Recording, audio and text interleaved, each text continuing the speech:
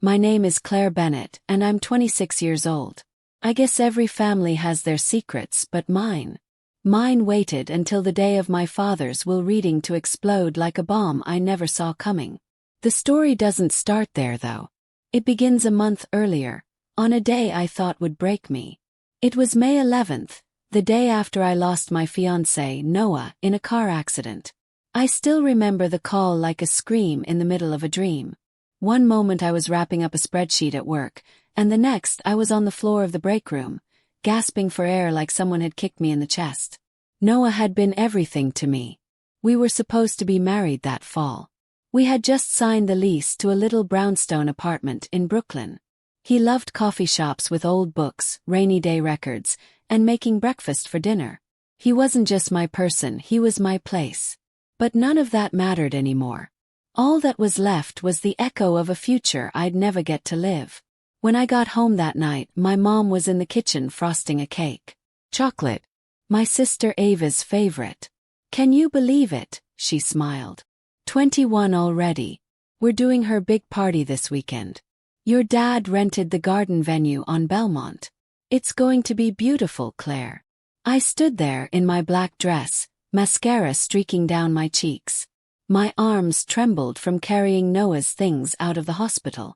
And she was talking about garden lights and streamers. I just lost him, I whispered. My voice was barely audible. My mom didn't even look up. I know, sweetheart. But life has to go on. Ava's been looking forward to this. Let's not ruin it with sadness. Ruin it with sadness. That's what my grief was to them.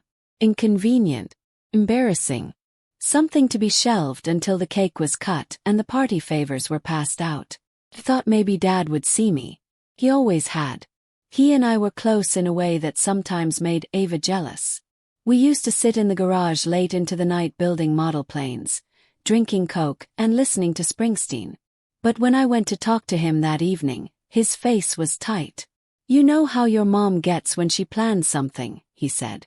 Just let Ava have her day. Ava gets every day, I snapped. I get one. One day to fall apart, and even that's too much for this family. He sighed, then pulled out his wallet. Here, he said, handing me a few $100. Why don't you take a trip? Go clear your head for a few days.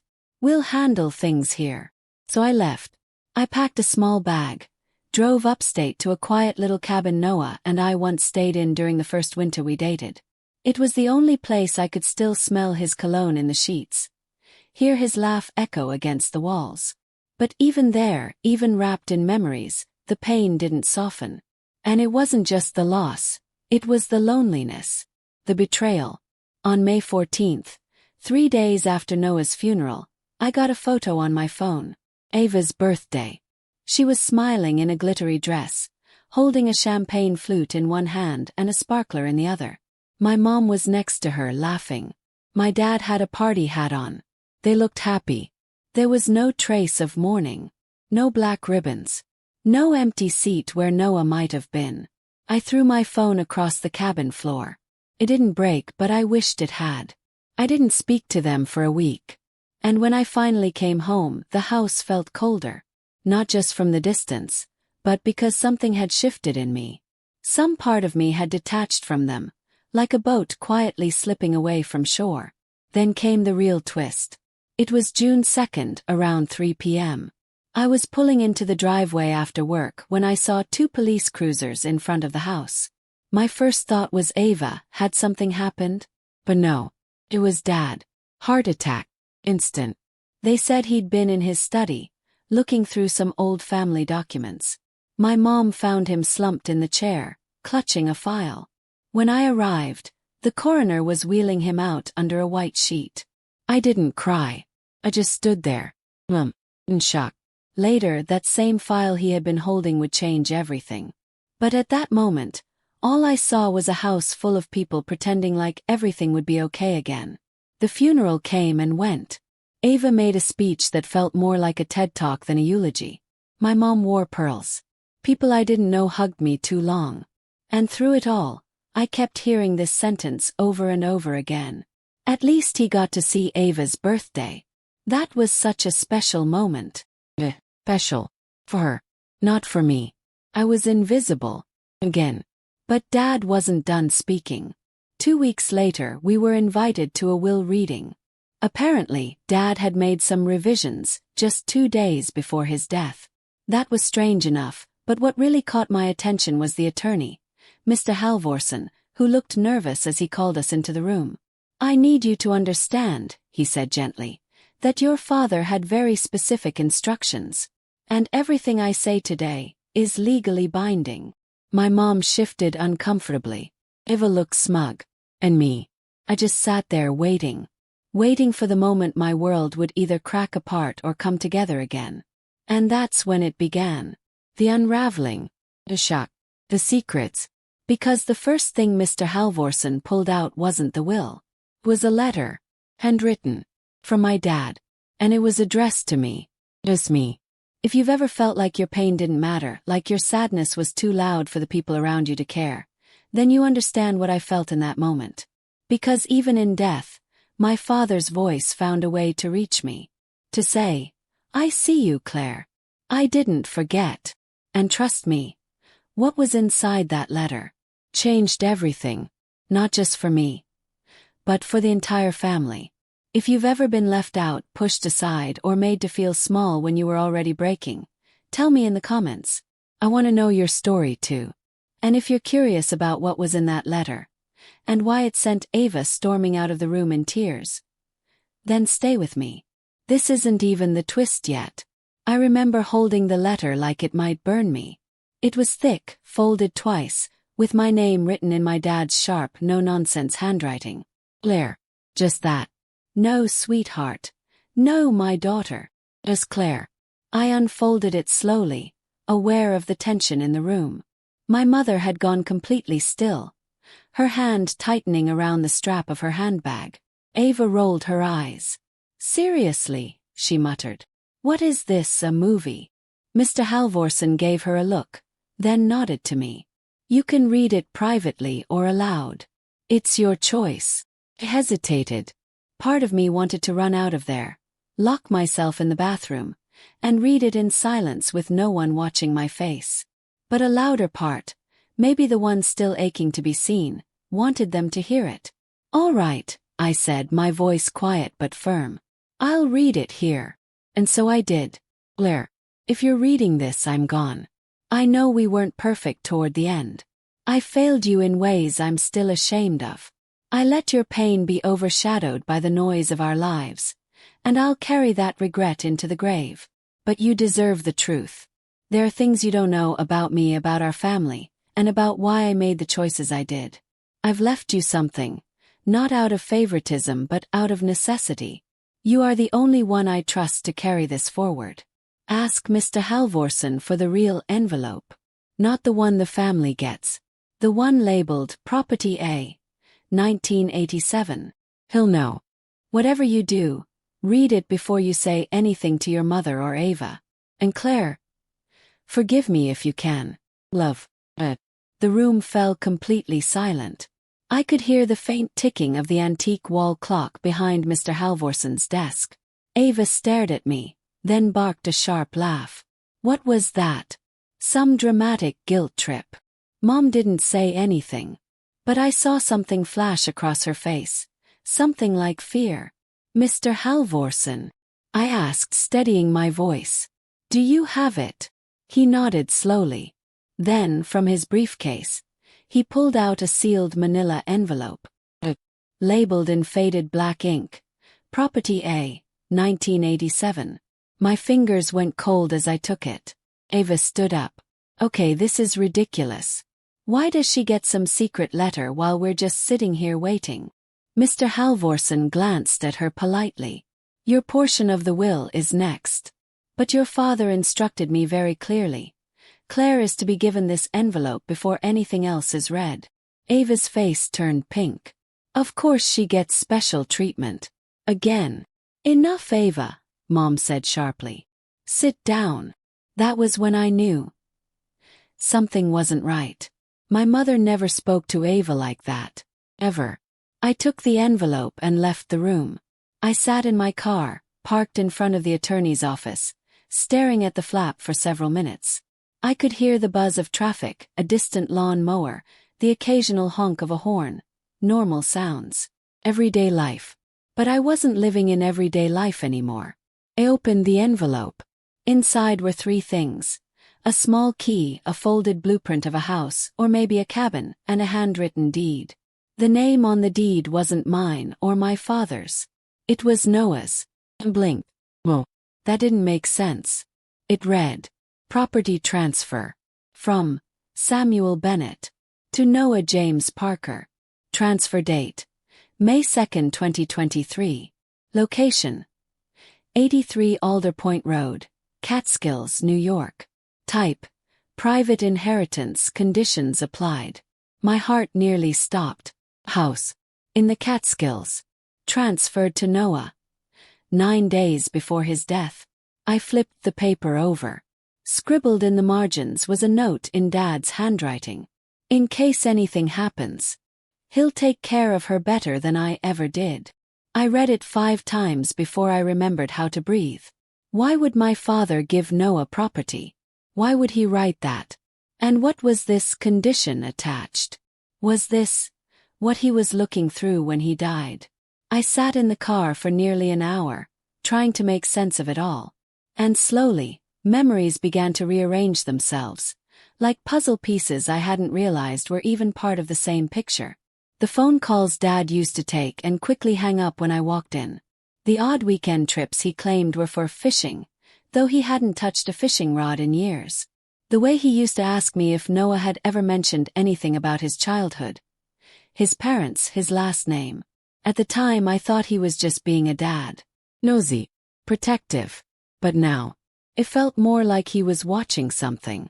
Waiting for something. Or someone. Back at the will reading, the tension had only worsened. When I returned to the room, Ava had tears in her eyes. Mom looked like someone had slapped her. Mr. Halvorsen had just finished reading their portions. Ava was getting the car. Mom was getting their summer condo. But the main house, the garage, the investments, the old sailboat he kept on Long Island, those were unaccounted for. Mr. Halvorsen looked at me nervously. There's a second file. But per his instructions, that's yours to open. Alone. Mom finally broke. This is absurd. Why would he exclude us like this? Why give Claire all these riddles? But Ava already knew. She was staring at me like she saw something I didn't even understand about myself. That property, she said quietly. The one you just got. That's the place you and Noah stayed, isn't it? In the mountains. I nodded slowly. Yeah. But I thought he just found it on Airbnb. Ava laughed bitterly. Of course you did. And that was when it hit me. Noah knew. He knew the place was connected to my father. He never said anything. Never hinted. But somehow they were tied together and I was the last to know. That night I drove. Straight to the Catskills. I didn't stop for food, didn't answer calls. Didn't care that it was nearly midnight by the time I pulled up to the familiar gravel road. The cabin stood just as I remembered. Quiet, tucked under towering pine trees, soft light pouring out of the porch lantern. Except this time I didn't have a reservation. Had a key. And when I stepped inside, something strange happened. The air changed. It was warm, not stale. As if someone had been there recently. A mug in the sink. Throw blanket tossed over the couch. A book left open on the table. The Great Gatsby, one of Noah's favorites. My knees nearly gave out. Because Noah had died. I saw him. I buried him. And yet, everything in this cabin felt like he had just stepped out to grab firewood. If you've ever walked into a place that felt haunted, not by ghosts but by presence, you'll understand what I mean. The scent of his cologne still hung in the air. The record player in the corner still had one of his jazz records queued up. And then I saw it. A photo. Tucked into the mirror on the wall. 'Twas of me. Not Noah and me. Just me. Laughing. Wind in my hair. From a summer barbecue we had 3 years ago. He kept it here. Hidden. Why? And why was the electricity still working? I flipped on the switch by the bookshelf. The lamp flickered on immediately. I walked over to the kitchen counter. And then I saw it on the fridge. Sticky note. 3 words. I'm still here. If this was your family, if your lost love left behind secrets buried deeper than the grief itself, what would you do next? Tell me in the comments. I need to know I'm not losing my mind. And if you want to see what I found in the cabin next, and how it changed everything I thought I knew about Noah, my father, and myself, stay with me. You won't believe what's coming next. Subscribe now. But only if you're grown enough to handle the truth. Because the next stories, they're darker, deeper, and 100% based on real emotional revenge. I stared at the sticky note like it might disappear. I'm still here. It wasn't Noah's handwriting. That much I knew. His letters were always wide and messy, like his thoughts couldn't sit still long enough to shape neatly on the page. This was different, tight, slanted, methodical. It was my dad's. The same script from the deed. The same script from the letter. I felt my breath catch somewhere between fear and confusion. What did that even mean? I'm still here. Was it a message? A warning? Some poetic metaphor my dad thought I'd figure out like a riddle? I didn't sleep that night. Couldn't. Instead, I paced the cabin. Every floorboard creak made me flinch. I kept expecting to hear the door open, to see a shadow move, to hear Noah's voice calling my name. But nothing came. Just silence. And secrets. The next morning I went to the property records office in town. Small place. 1 clerk, ancient computer systems, and the kind of dusty scent that only comes with neglected files and long-forgotten legacies. I gave the clerk the address. 83 Alder Point Road. She typed slowly, squinting at the screen. That's a private transfer, she said after a while. Not a typical sale. Let me print what we have. The paper was barely legible. Faded ink half scanned, but one thing was clear. The property had originally belonged to someone named Rebecca James. The name on the original deed. Noah's middle name. She was your father's mother, Eli continued. And she was also Noah's grandmother. I felt my stomach turn. That's not possible, I said, my voice hollow. It is, Eli said gently. They were half-siblings. Your father and Noah's father. Different mothers. Same father. The room tilted. I clutched the edge of the table, struggling to breathe. Oh. Noah and I were. No, Eli interrupted firmly. Not related. Not even close. Noah was from the other branch. His mother, Rebecca, gave him up. Sam, your dad, only learned about Noah as an adult. They connected quietly. The two of them built a bond, and eventually, your father trusted him with everything. Including you. Everything was spinning. Noah knew. He knew he was part of this family legacy. He knew my dad had given him the cabin. He knew I'd find out. But he'd never told me. Why did he lie to me? I whispered. He didn't lie, Eli said, choosing his words with strange precision. He protected you from the weight of a legacy you weren't ready to carry. I didn't even realize I was crying until I saw the drops hit the table. Eli hesitated, then said something that stopped me cold. There's one more thing, he said. It's about the final phase your father planned. It's about the reason you were named heir. He pulled out a sealed envelope. My name was written on the front again. Only this time, it wasn't my father's handwriting. It was Noah's. I couldn't open it. Not right then. Instead, I walked outside. Into the pine-scented air. Into the hush of the woods that now felt like they had eyes. Noah had been more than a fiancé. More than a love. He'd been a guard, a secret keeper. A part of a story I was never supposed to know. Was I angry? But somewhere in that storm of betrayal and grief, a part of me ached to understand. To hear his voice again, even just on paper. When I returned inside, Eli was gone. He'd left a note. When you're ready, go to the west shed. Your father left something for you there. But only open it after you read Noah's letter. I stared at the envelope. Then, slowly, I opened it. Blair. If you're reading this, then you've found everything. Or at least most of it. I never meant to fall in love with you. Not because you weren't lovable, but because I was told not to. I was warned. I was meant to be your protector, not your partner, not your person. But then you laughed that first time in the bookstore. And I forgot everything I was supposed to remember. I need you to know that what we had was real. All of it. I didn't stay for the inheritance. I stayed for you. But your father had secrets even I didn't fully understand. Secrets that go beyond you. And beyond me. There's a box in the west shed. Inside it is the final piece. But once you open it, you'll have a choice. You can walk away. Or you can finish what he started. Either way, know this. You were never an accident. You were chosen.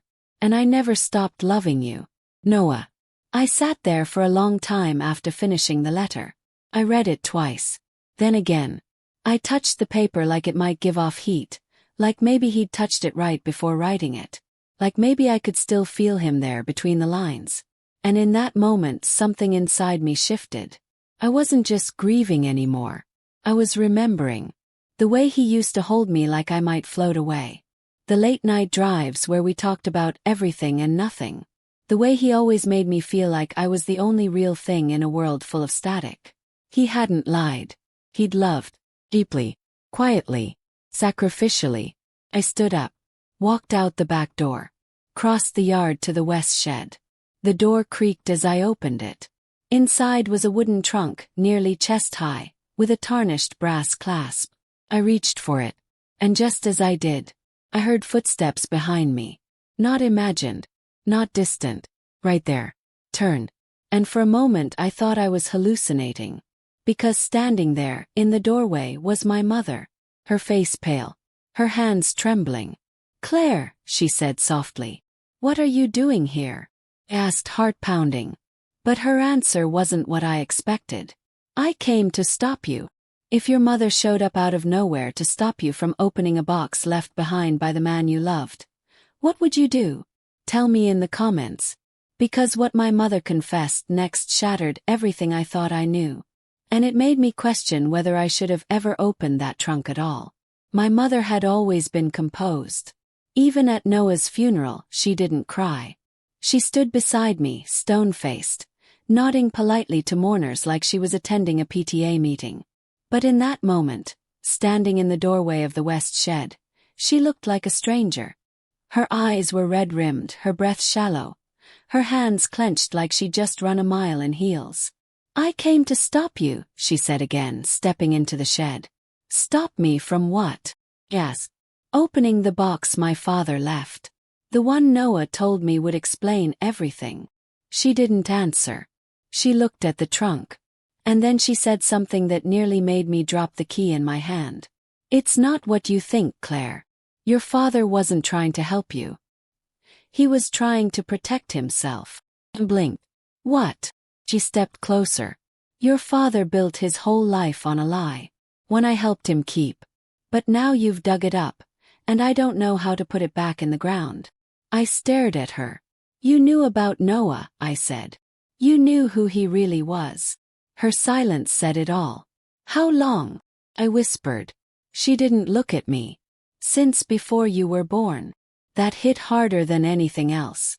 I'd always assumed she was clueless, swept up in birthday parties, PTA meetings, cruise brochures. But now I saw it. The tired look behind her eyes. The tension in her posture. She'd known. And she'd played along. "Why didn't you tell me?" I asked. "Because the truth would have ruined everything." I took a step back. "No. You didn't tell me because it would have ruined you. You didn't want to deal with what it meant. For Dad. For Ava. For me." She looked at the trunk again. "I begged him not to involve Noah. I told him you were too close, that the lines would blur. But he said Noah was the only one he trusted with your protection. And when you two got serious..." She trailed off. "What?" I demanded. "When we got serious, what?" Her eyes filled with tears. "That's when your father wrote you out of the original will." I felt like I'd been slapped. He thought it would keep you safe. That if you believed you weren't part of the legacy, You'd walk away from all of it. From Noah. From the property. From the secrets. I couldn't breathe. So you punished me, I said, my voice trembling. You celebrated Ava's birthday the day after Noah died. You ignored my grief. You made me feel like I didn't belong. She met my eyes. Because we were trying to make you leave. That broke me. All this time I'd thought I was the problem. Too emotional. Too broken. Too inconvenient. But they wanted me gone. They orchestrated my exile. I trusted you, I said, choking on the words. And all this time you were just waiting for me to disappear. No, she whispered. I was waiting for you to forgive us. That's when I realized something else. This wasn't just about secrets. It was about guilt. Years of it, dripping into our lives like a slow poison. I turned back to the trunk. Inserted the key. My mother didn't try to stop me again. Inside were 3 things. A large manila envelope. A weathered journal wrapped in leather cord. A VHS tape labeled simply, "For Claire. Do not watch alone." I reached for the envelope first. Inside were legal documents, old ones. Ones that predated my birth. One stood out. A signed agreement between my father and Rebecca James, transferring guardianship of Noah to my dad in the event of her death. Another was a birth certificate. My eyes widened. Because it wasn't mine. It was Noah's. But under father's name. Was Samuel Bennett. My father. Noah wasn't just a distant relative. He was my half-brother. My knees gave out, and I sat on the floor of the shed, the papers spread around me like shattered glass. My mother knelt beside me, eyes shining. He didn't know until he was 17, she said softly. And by then, he was already in love with you. I shook my head. That can't be true. But deep down a part of me knew. The strange, immediate bond we had. The way Dad always watched him so closely. The inheritance. Cabin. The protection. It all made a cruel kind of sense now. He begged your father to tell you, my mom said. But Sam said no. He said you'd never recover from it. He paused. And maybe he was right. I couldn't think. Couldn't feel. I was trapped between heartbreak and horror, love and betrayal. The person I had loved most in the world had known a truth so devastating, and chose to die with it. I need air, I said, stumbling to my feet. I need to go. But before I could walk out, my mom handed me the VHS tape. Watch it, she said. When you're ready. But not alone. I drove for hours. Nowhere in particular. Just away. Eventually, I pulled into a cheap motel and sat on the bed with the tape in my lap. There was an old TV with a built-in player. I slid it in. The screen flickered to life. Noah's face appeared. Smiling. Hi, Claire. Broke. Right there in that ugly motel room, I shattered. Because he looked so alive. Surreal. I'm guessing you've learned everything by now, he said. Or most of it. I know it's a lot. I know it hurts. But please, don't let it erase what we had. What we were. He paused. I didn't choose how I came into this world. I didn't choose the secrets. But I did choose you. I was sobbing by now. Loud, messy, choking sobs. If there's anything left in you that still believes in what we had, he said, then finish this. Finish what your father started. Because the last piece is yours. The tape ended. Just static. I turned off the TV and sat in darkness. I didn't know what was more painful. The secrets my parents kept, the bloodline that tied Noah to my family, or the fact that even knowing everything, I still loved him. If you learned that the love of your life had been hiding the most devastating truth imaginable, could you ever forgive him? Would you choose love? Or walk away? Stay with me because what I did next changed the course of everything. And it starts with one final trip, to the house I never knew I owned. My mother had always been composed. Even at Noah's funeral, she didn't cry. She stood beside me, stone-faced, nodding politely to mourners like she was attending a PTA meeting. But in that moment, standing in the doorway of the West Shed, she looked like a stranger. Her eyes were red-rimmed, her breath shallow, her hands clenched like she'd just run a mile in heels. "I came to stop you," she said again, stepping into the shed. "Stop me from what?" "Yes." "Opening the box my father left. The one Noah told me would explain everything." She didn't answer. She looked at the trunk. And then she said something that nearly made me drop the key in my hand.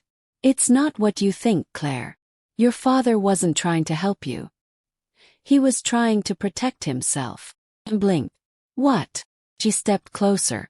"Your father built his whole life on a lie. One I helped him keep. But now you've dug it up, and I don't know how to put it back in the ground." I stared at her. "You knew about Noah," I said. "You knew who he really was." Her silence said it all. "How long?" I whispered. She didn't look at me. "Since before you were born." That hit harder than anything else. I'd always assumed she was clueless, swept up in birthday parties, PTA meetings, cruise brochures. But now I saw it. The tired look behind her eyes.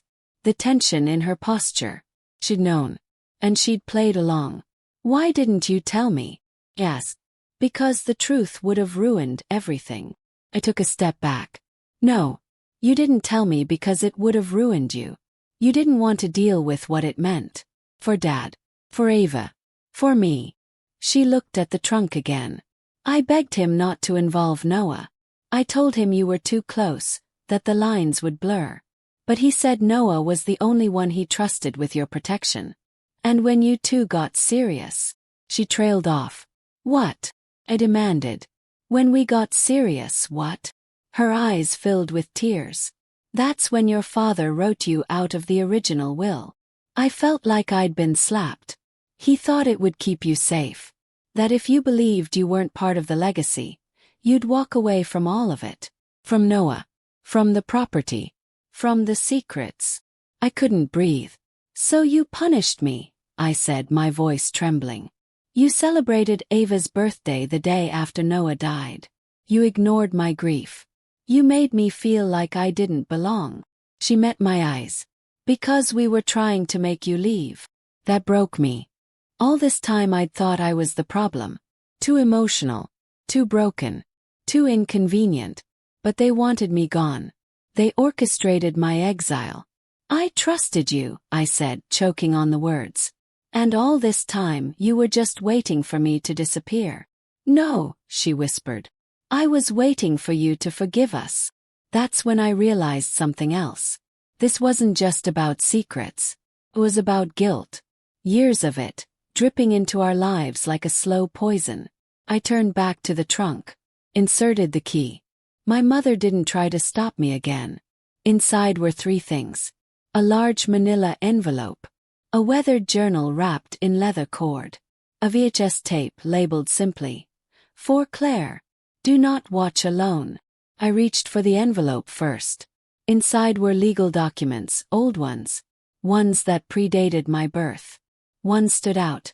A signed agreement between my father and Rebecca James, transferring guardianship of Noah to my dad in the event of her death. Another was a birth certificate. My eyes widened. Because it wasn't mine. It was Noah's. But under father's name.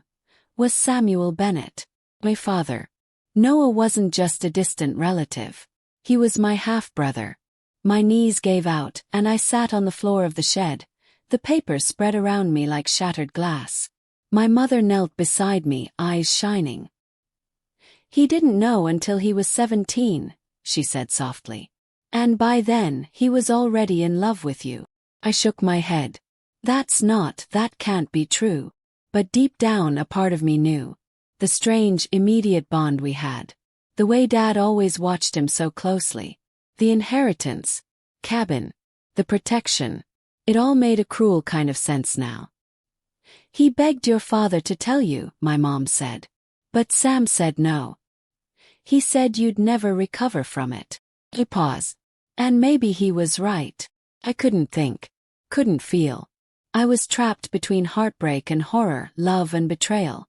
The person I had loved most in the world had known a truth so devastating, and chose to die with it. "I need air," I said, stumbling to my feet. I need to go. But before I could walk out, my mom handed me the VHS tape. Watch it, she said. When you're ready. But not alone. I drove for hours. Nowhere in particular. Just away. Eventually, I pulled into a cheap motel and sat on the bed with the tape in my lap. There was an old TV with a built-in player. I slid it in. The screen flickered to life. Noah's face appeared. Smiling. Hi, Claire. Broke. Right there in that ugly motel room, I shattered. Because he looked so alive. Surreal. I'm guessing you've learned everything by now, he said. Or most of it. I know it's a lot. I know it hurts. But please, don't let it erase what we had. What we were. He paused. I didn't choose how I came into this world. I didn't choose the secrets. But I did choose you. I was sobbing by now. Loud, messy, choking sobs. If there's anything left in you that still believes in what we had, he said, then finish this. Finish what your father started. Because the last piece is yours. The tape ended. Just static. I turned off the TV and sat in darkness. I didn't know what was more painful. The secrets my parents kept, the bloodline that tied Noah to my family, or the fact that even knowing everything, I still loved him. If you learned that the love of your life had been hiding the most devastating truth imaginable, could you ever forgive him? Would you choose love? Or walk away? Tell me in the comments. I need to hear from someone who's felt torn between the past and the person they still miss in the dark. Because what I did next changed the course of everything. And it starts with one final trip to the house I never knew I owned. I didn't sleep that night. Couldn't. Even with the TV off and Noah's voice no longer playing in the room, it still echoed inside me. I did choose you. I lay awake in that motel bed, staring at the ceiling, replaying every moment I'd ever shared with him. Every kiss, every road trip, every argument, every silent understanding, every time he looked at me like I was the only thing that made sense in a broken world. And now I had to decide, was what we had real? Or was it just a beautifully constructed illusion built on secrets? By morning, the question hadn't gone away. But something inside me had shifted. Grief was no longer the loudest voice in my head. Now it was purpose. And I knew exactly where I needed to go. Back to the house I was never supposed to inherit. It was a few hours' drive south, tucked into the edge of a quiet town in upstate New York. The kind of place where everyone still knows everyone and strangers feel like interruptions. The kind of town where stories pass through families like heirlooms, and secrets rot quietly in basements. I'd only been to this house once, when I was little. Vague memory. I remembered being told it was someone else's vacation place, and not to ask questions. But as I stood in front of the gate now, with the deed in my glove box and Noah's letter in my backpack, I knew the truth. This was my place. It always had been. The gate was rusted, the driveway overgrown, but the house itself stood tall, elegant, Gothic, with ivy crawling up the brick and windows that looked more like eyes than glass. I parked and walked up slowly, heart pounding. The key Noah left worked. Of course it did. The air inside was heavy. Not abandoned exactly, but untouched.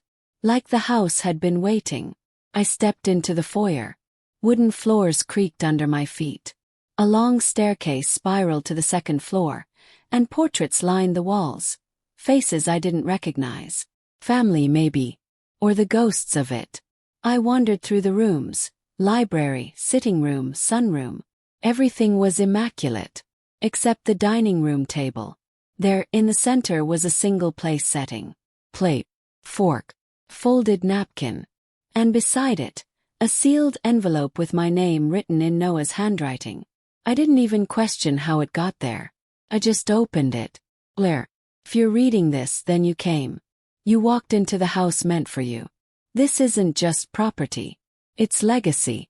This house was once owned by your grandfather. Passed to Rebecca. Then, by legal means no one would understand, to your father. And now, to you. But legacy is a funny thing. It doesn't just belong to those who are named on paper. It belongs to those who can feel it. And you've always felt it, haven't you? even before you knew. Had to sit down. 'Cause he was right. Even before any of this began, before the funeral, before the will reading, I'd felt it. Like a tug in my chest. A restlessness that never quite went away. Like something was calling me back. I looked up and noticed something else on the table. Small brass key. And a floorboard slightly out of place beneath the chandelier. He knelt. Lifted the board. There was a metal compartment underneath. And inside, letters. So many letters. Dozens of them. All addressed to me. All in Noah's handwriting. Pulled the top one free. Dated a year before he died. Blair, you asked me once if I believed in soulmates. I told you I didn't know. But I lied. Because when I met you, you knew. I knew we had been circling each other long before we met. And long after we're gone, something of us will still remain. In the trees. In this house. In the way your name fits inside mine like a secret. I don't know how long I have. But I'll spend every breath I do have. Loving you from the shadows. Broke down. There on the floor of the house I never knew was mine, surrounded by the words of a man who should have never been mine. But somehow was. I wept like I hadn't since the funeral. He had loved me. Truly. Fully. Even with everything in between us. He had loved me enough to preserve me. To protect me. And in some complicated, devastating way. Choose me. I spent the next few hours reading every letter. Some were journal entries. Some were love notes. Some were warnings. And one held a truth I wasn't prepared for. There is a reason you were kept in the dark, Claire. Because you're not just the heir to this house. You're the heir to her legacy. Rebecca's. And Rebecca wasn't just anyone. She was the keeper of the original vow. The last living descendant of the James bloodline who carried the obligation to protect what's buried beneath this house. My breath caught. The letters went on to mention a hidden chamber, an oath sworn by the women in our family, a lineage that dated back to a time when secrets were passed not by law, but by blood and bone. I sat there stunned. Because this wasn't about money. Or property. It was about identity. It was about a duty that had skipped generations. Until now. I stood up. Walked to the far wall where an old grandfather clock stood. Behind it, carved into the wood, was a small keyhole. The brass key fit perfectly. A door clicked open in the paneling. A staircase spiraled downward into darkness. I hesitated. Because I knew the moment I stepped down, there would be no turning back. Whatever my father had hidden. Whatever Noah had tried to prepare me for. Whatever Rebecca had started. It was waiting. And I was next. If you found out your bloodline had been guarding a secret for generations, one your father died trying to protect, and the man you loved tried to keep hidden, would you open that door? Or would you walk away? Tell me in the comments. Because what I found at the bottom of that staircase wasn't just history. It was the truth about who I really was. And it changed everything. The staircase was cold. Stone, not wood. And narrow, like it was built for someone smaller, older, from another time. The kind of passage you didn't discover unless you already knew it was there. I held the flashlight from my phone in one hand, Noah's last letter in the other, and stepped down slowly. One breath. One stare. One heartbeat at a time. With each step I felt it. The air grew colder. Not just basement cold. Ancient cold. Like it had been sealed for decades, untouched by weather or light or noise. And then the staircase opened into a chamber. It was wide, with stone walls and iron sconces still clinging to them like ghosts. Shelves lined the perimeter, full of dusty books and yellowed folders. A table stood in the center. On it, a thick book bound in cracked leather. And above it, a symbol carved into the wall. Tree. With roots tangled deep underground, and branches that spread like veins into the sky. The same symbol I'd seen etched faintly on the back of one of Noah's letters. I reached for the book. Its cover simply read, "Line." Inside were names. Stories. Of women. Always women. Each page told the story of one. Daughters, mothers, grandmothers, each sworn into something called the Keeper's Line. A legacy that spanned centuries. one of protection, secrecy, and quiet power. At the top of the last written page, in faded ink, was my grandmother's name. Rebecca James. Keeper, 1976 to 1996. And beneath that, blank line, waiting for me. I ran my fingers across the empty space, trying to imagine what it meant, what it cost to carry that kind of inheritance. The oath these women took, the things they protected. Noah had mentioned it in one of his letters. She was the last keeper. Until you. I heard footsteps above me. Froze. Not loud, soft. Deliberate. My heart jumped into my throat. I turned off my flashlight and ducked behind the table. Someone else was in the house. I heard the floorboards creak. And then silence. Long, stretched-out silence. I stayed still, counting each breath like a lifeline. And then, finally, a whisper. Claire. It wasn't angry. Or urgent. It was soft. And somehow, familiar. I stepped out slowly, holding the phone light low. And there he was. Noah. Standing in the archway at the top of the stairs. Silent. For a full second I couldn't breathe. Noah! I whispered. He didn't move. Didn't blink. I stepped closer up 2 stairs. But then the image flickered. Like a reflection in water. And then, it was gone. Just there. I stood frozen on the stairs, heart pounding. Was I hallucinating? Had the isolation and grief finally pushed me over the edge? Or was he trying to tell me something? I ran back to the book, flipped to the end. And there, tucked between the last pages, was a folded sheet of stationery. Written in Noah's handwriting. Claire, if you've reached this place, then you've accepted the truth. You are the keeper now. And with that comes more than secrets. Comes with a choice. This house is built on sacred ground. Beneath it, deeper than even this chamber, is the original vault. It holds the core of the keeper's promise. A record of the first oath. And something else. Something your father feared. Something he never wanted you to know. But you have to see it to understand who you are. And who I became because of it. Use the second key. I pulled my backpack open, searching through the letters and notes Noah left me. And there it was. Second, smaller key. I turned to the far corner of the chamber. There, under a slab of stone, was a rusted lock set into the floor itself. I hesitated. Every instinct in me said, don't open it. But something stronger pushed me forward. I turned the key. The slab shifted open like a trapdoor. Beneath it, a set of stone steps descended into darkness thicker than anything I'd felt before. This wasn't a basement. It was a burial. The air down there didn't move. Just waited. As I descended, I noticed the walls weren't stone anymore. They were carved with names. By hand. More names of women. Of girls. Of dates I couldn't place. It felt like walking through a graveyard made for memory instead of bodies. At the bottom was a room no bigger than a closet. And in it only one thing. Cradle. Empty. Ornate. Me. Except for a letter pinned inside. It was from my father. Claire. If you've found this, I'm gone. I'm sorry for that. I'm sorry for all of it. I built a life to protect you. But the truth is, I was trying to protect me. From shame. From guilt. From the day I made a choice I could never undo. You were born into 2 lines, Claire. Mine and hers. Rebecca's.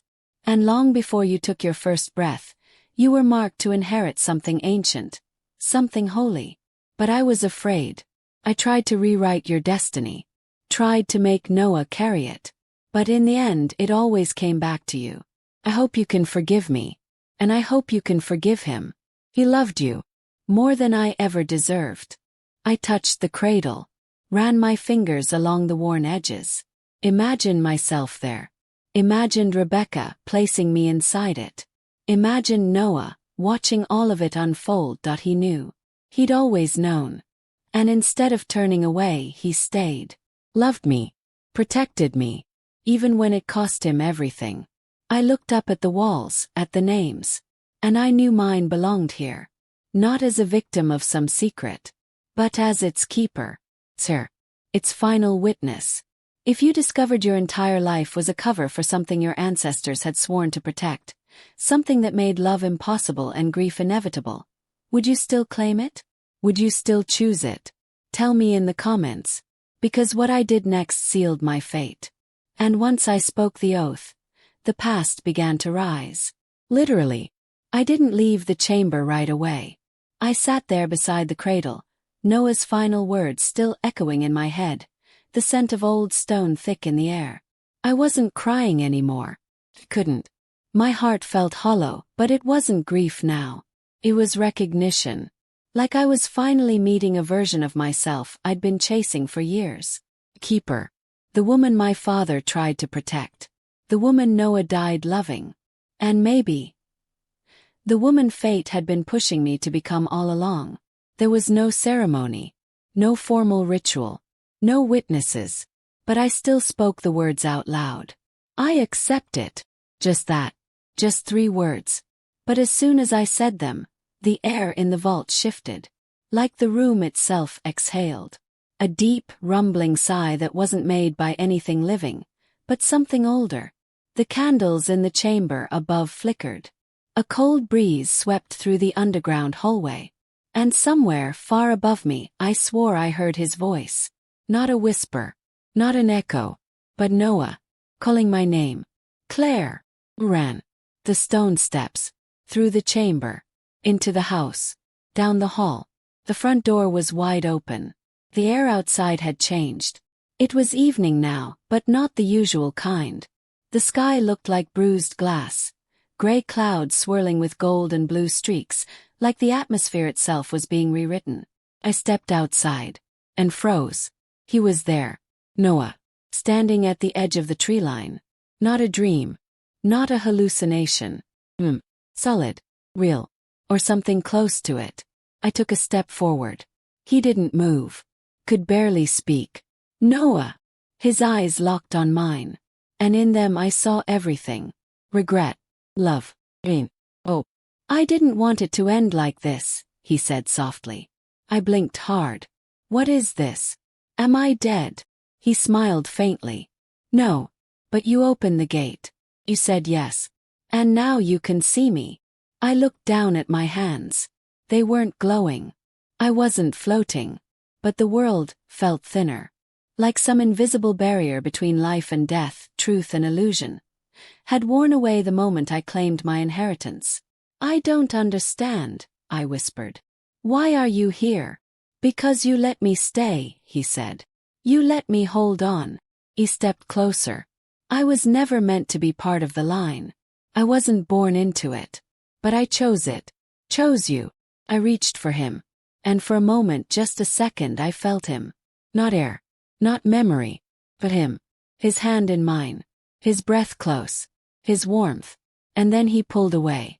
I can't stay, he said. Not like this. Not forever. Tears slid down my cheeks. Then why show up at all? Because you needed to know, he said. That you're not alone. That every moment we had was real. And that what you carry now, it matters. He pointed back toward the house. To keep it safe, you have to finish the line. Pass it forward.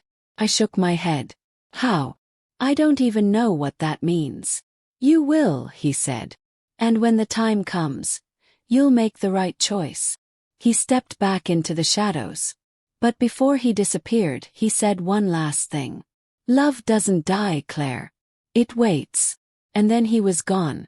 I don't remember walking back into the house. But I found myself in the library, shaking. Not from fear, but from the enormity of it all. The past. The legacy. The fact that I'd just seen the man I loved after death. Not as a ghost, but as something else entirely. Bond. I opened the journal Noah had left behind, one I hadn't finished reading. In the back, scrawled in rushed handwriting, was something new. Prophecy, maybe. Or a warning. The keeper must pass the line to continue the promise. If she doesn't, the gate reopens, and what sleeps beneath will rise again. Beneath. The house. Something else was buried here. I ran back down to the chamber. Scanned the names on the wall. Some had symbols carved beside them, stars, crosses, moons. But one name, at the bottom of a separate list, was burned into the stone, not carved. Thea. No date. No mark. Just that name. I found another note in a hidden drawer of the chamber desk. Written by my grandmother, Rebecca. Althea was the first. She failed the vow. She tried to keep the power for herself, and the gate opened. What came through was not of this world. We buried it. Sealed the passage. For a time peace returned. But if the line breaks again, so will the seal. And this time there may be no closing it. I stared at the words. Heart racing. This wasn't just a spiritual inheritance. It was supernatural. A vow made not just to protect history but to protect the world.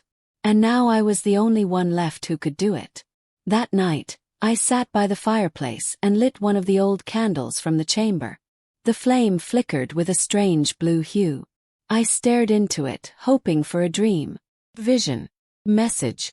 But all I heard was Noah's voice in my memory. Love doesn't die, it waits. And I realized something. Maybe it was waiting for a way back. And maybe I was the door. If you saw the love of your life again, knew he wasn't fully gone, just waiting in the spaces between, would you risk everything to bring him back? Would you defy the rules? Break the vow? Tell me in the comments. Because what I found in the last hidden room of that house gave me the choice I never thought I'd have. And I don't know if I chose right. I didn't sleep. Again. After Noah vanished into the shadows, and after I found the warning etched into the chamber wall, I just sat there. In the flickering candlelight, surrounded by secrets and silence. Every fiber of me ached with longing. To see him again. To feel him again. To ask all the questions I hadn't been ready to ask when he was alive. And now, there was a way. Maybe. Somewhere in this house, or beneath it, was the final piece. The door he had mentioned.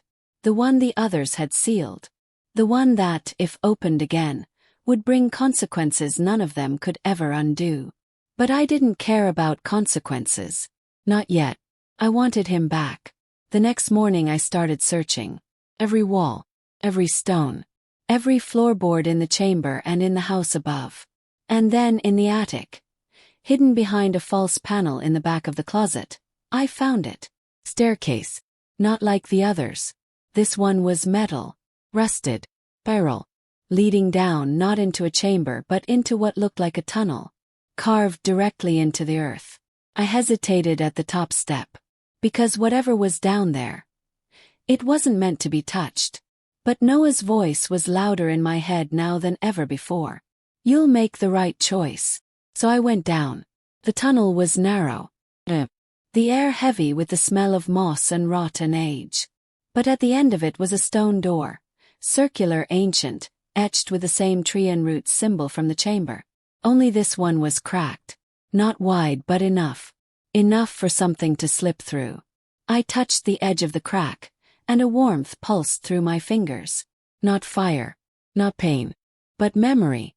Images flashed in my mind. Quick, sharp, unreal. My grandmother, Rebecca, standing in this same tunnel, tears streaming down her face. My father, screaming at someone, slamming the door shut. And Noah, watching from a distance. Alone. Always alone. I stepped back dizzy. And then I saw it. On the floor beside the door, half buried in dirt and dust. Box. But not by key, by blood. A small needle stuck out of the latch. And a handwritten note. For the next keeper. Open only if your grief outweighs your fear. And know that once this box is opened, the door will never fully close again. I stared at it for a long time. That box held the ritual. The forbidden one. The one Althea had used centuries ago to bring someone back. The one that had torn the veil, and nearly destroyed the bloodline. I should have walked away. But instead, I pressed my fingertip to the needle. Pricked my skin. The latch clicked open. Inside was a folded scroll. Wrapped in crimson ribbon. Sealed with wax. And beneath it, a small vial. Dark liquid. Still warm. Even after all these years. My breath caught. And I remembered something Noah had written in his journal, just days before his death. If she chooses the box, I'll come back. But not all of me. The love might remain. Voice. Face. But something else will come too. And I pray she never has to choose. I held the vial in one hand, the scroll in the other. And suddenly the ground shook. Not hard. Just enough to rattle the walls. And somewhere deeper behind the stone door, I heard something. Not a scream. Not a voice. But a pulse. Heartbeat. His heartbeat. I dropped the scroll. Because suddenly I wasn't sure what I wanted anymore. Noah or safety. Love or legacy. The door or the world. I ran out of the tunnel. Back into the house. Threw the vial into the sink and turned on the water. But nothing came out. The house groaned. Like it knew. Like it had seen this all before. And then I felt it again. That tug in my chest. But not like before. This was sharp. Twisting. Almost painful. I looked out the window. And there he was. Noah. Standing in the field. Only, it wasn't quite him. His face was blurred. His eyes darker. His smile too still. Backed away. He raised one hand and pointed at the house. And then he vanished. Big mist. Like warning. Collapsed to the floor. 'Cause I knew. I'd done something I couldn't undo. Even thinking about the ritual. Even bleeding into that box. Had started something. Something already moving. Already rising. That night the wind picked up. Not normal wind. Whispers in it. Name. My mother's. My grandmother's. Voices I hadn't heard in years. Some I'd never heard at all. And then scratches at the door. Not animals. Not wind. Ants. I didn't open it. But I also didn't sleep. Because somewhere I knew the truth. Noah wasn't just waiting. He was trying to come back. But not alone. And I had to make a choice. Let him return. Or seal the door for good. If the person you loved most was reaching through the veil, changed, twisted, but still theirs, would you open the door? Or would you walk away, knowing you'd never feel them again? Tell me in the comments. 'Cause now, I make the decision. And once I do, someone doesn't survive. The house was breathing. I don't know how else to explain it. The walls creaked in rhythms too deliberate to be random. The windows fogged despite the still air. And every candle flickered like it was keeping time with a second heartbeat. Not mine. And the box. It was open again. I know I closed it. I know I left it sealed. But when I came back to the tunnel, to that hidden door carved into the roots of the house, the scroll was unwrapped. The vial was upright. Full again. Something was undoing my restraint. Undoing me. The ritual was no longer waiting. It was inviting. I stood over the stone table, Noah's journal open in front of me. So many entries ended with the same words. You'll know when it's time. And I thought, is this it? Am I about to call him back? Or am I calling something else? The scroll was in my hands now. The ritual instructions written in old ink, some of it smeared by time or tears, I couldn't tell. Light 3 flames. Bleed into earth. Speak the name of the one who waits. Then open the gate. My name had already bled into the box. The candlelight in the chamber flared like they knew. Noah. God, I could feel him. Closer than ever. But there was one more step. Speak the name. I opened my mouth. But the wind howled through the chamber, whipping through the stone cracks, slamming books off shelves. The cradle shook. The tree symbol on the wall glowed. And a voice, not mine, not his, echoed through the tunnel. Claire. 'Twas low. And ancient. And full of things I couldn't name. I dropped the scroll. Because that wasn't Noah. That was what waited behind Noah. The one who watched through his eyes, who lingered behind his smile, who fed off the hole his death left in me. It wanted the gate opened. And it knew I was close to doing it. I backed away, heart racing. No, I whispered. But it wasn't enough. The candles flared. The stone door cracked wider. And then he was there. Noah. Standing in the opening. Looking at me. Reaching out.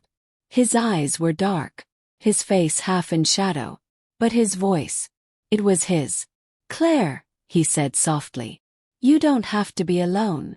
I fell to my knees, torn in two. 'Cause I loved him. With a depth I didn't know how to explain. I would have traded everything for one more day with him. And now it looked like I could have it. But it wasn't real. Not fully. I saw the flicker in his outline. I saw the shadow just behind him, like another version of him waiting to step forward. Something colder. Something hollow. "I miss you," I cried. "I know," he said. "I miss you too." I took one step toward him. And another. He held out his hand. One more step and I'd be inside the gate. But then, heard it. My grandmother's voice. From deep inside the house. Clear. Steady. Loving. "You are the last keeper. Do not let grief become your god." And that broke me. 'Cause I was grieving. I had been since the second he left this world. But I wasn't ready to destroy what he died to protect. I looked up at Noah. His hand still outstretched. But this time, I saw it clearly. The flicker. The shadow behind the smile. The sadness in his eyes that knew I shouldn't. "I love you," I whispered. He nodded. "Then let me in." "I can't." "Why not?" "Because you didn't come alone." He didn't argue. Didn't try to lie. He just stepped back. And disappeared into the dark. And then the chamber collapsed. Not literally. But symbolically. The candles blew out. The scroll burned. The cradle cracked down the center. And the stone door slammed shut, sealing itself without touch, like the house had taken the choice away for good. I stumbled out of the tunnel. Into the light of early morning. The sky was soft blue. Birds chirped like nothing had happened. But something had. Everything had.